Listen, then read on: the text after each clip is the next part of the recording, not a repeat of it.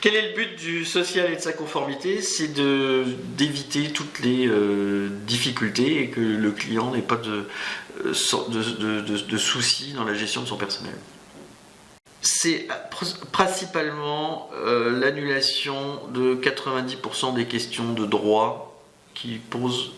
un ressentiment entre le salarié et l'employeur. Donc des sources forcément de conflits, donc de procédures. Dans la mesure où on respecte un certain process, on a cadré la situation et par définition le conflit est déjà annulé ou plus exactement tué dans l'œuf par les écrits.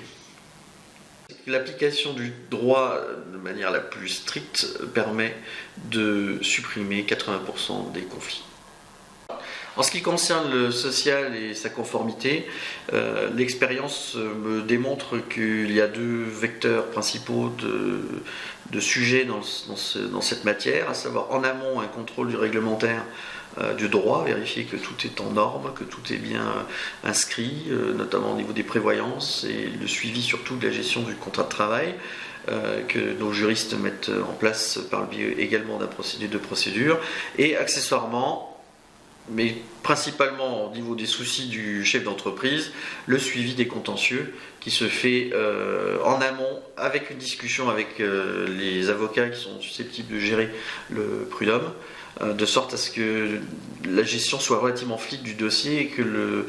dossier soit préparé de sorte à ne pas avoir de mauvaises surprises par une gestion administrative ou contentieuse, pré-contentieuse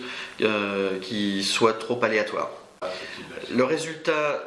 d'une discussion en amont avec un avocat lorsque le contentieux se prépare permet à ce dernier de connaître parfaitement le contexte du conflit et de le gérer en amont par les écrits.